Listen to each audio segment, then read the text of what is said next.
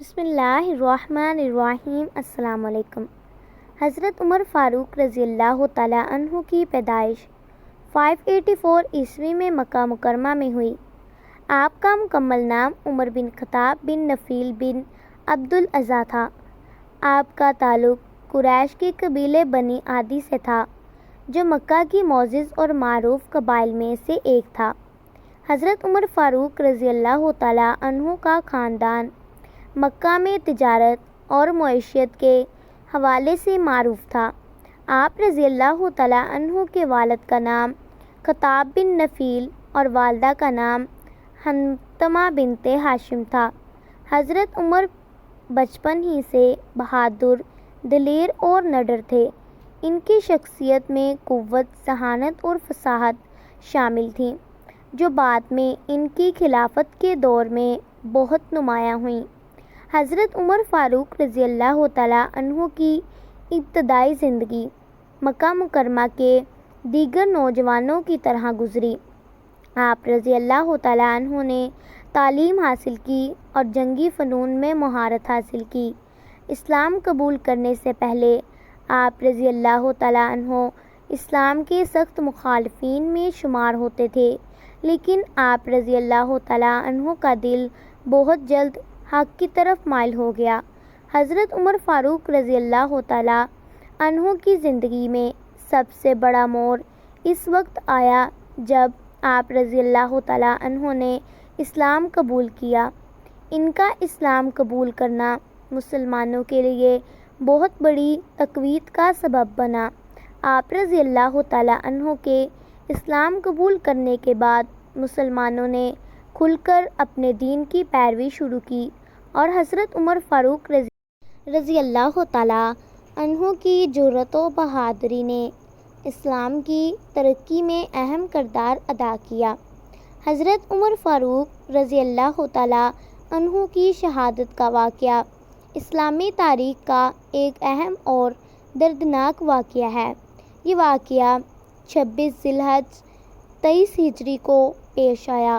حضرت عمر بن خطاب رضی اللہ تعالیٰ عنہ اسلام کے دوسرے خلیفہ تھے، اور انہوں نے اسلام کے فروغ اور حکومت کی وسعت کے لیے بے شمار خدمات انجام دیں۔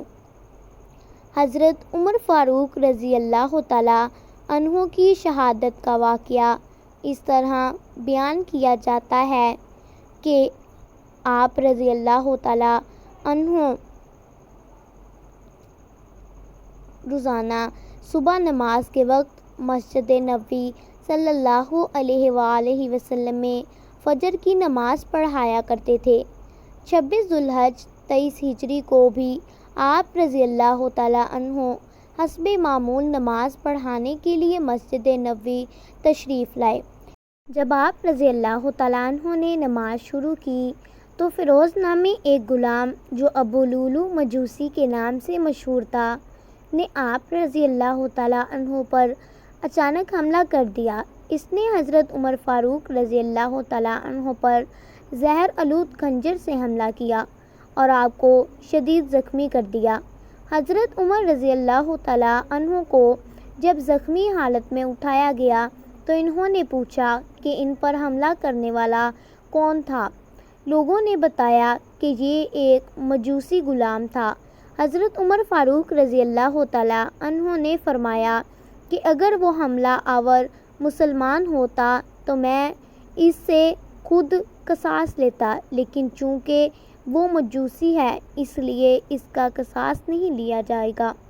حضرت عمر فاروق رضی اللہ تعالیٰ عنہ کو زخمی حالت میں ان کے گھر لے جایا گیا، جہاں وہ 3 دن تک زندہ رہے۔ ان 3 دنوں میں آپ رضی اللہ تعالیٰ عنہ نے امت کی فکر کی اور اپنے بعد کے لیے خلیفہ کے انتخاب کے بارے میں وصیتیں کیں۔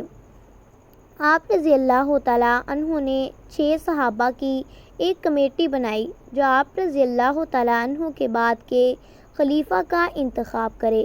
حضرت عمر فاروق رضی اللہ تعالیٰ عنہ نے 1 محرم 24 ہجری کو 63 سال کی عمر میں شہادت پائی۔ آپ رضی اللہ تعالیٰ عنہ کو مسجد نبوی میں حضرت ابو بکر صدیق رضی اللہ تعالیٰ عنہ کے پہلو میں دفن کیا گیا۔ حضرت عمر فاروق رضی اللہ تعالیٰ عنہ کی شہادت اسلام اور مسلمانوں کے لیے ایک بہت بڑا سانحہ تھی۔ آپ رضی اللہ تعالیٰ عنہ کی قیادت میں اسلام نے بہت ترقی کی اور اسلامی سلطنت بہت وسیع ہوئی۔ آپ رضی اللہ تعالیٰ عنہ کی عدل و انصاف اور تقویٰ کا زمانہ آج بھی مسلمانوں کے لیے مشعل رہا ہے۔ امید کرتی ہوں کہ میری آج کی ویڈیو آپ کو پسند آئی ہوگی۔ ویڈیو کو لائک اور شیئر ضرور کر دیجیے گا۔ جزاک اللہ۔ اللہ حافظ۔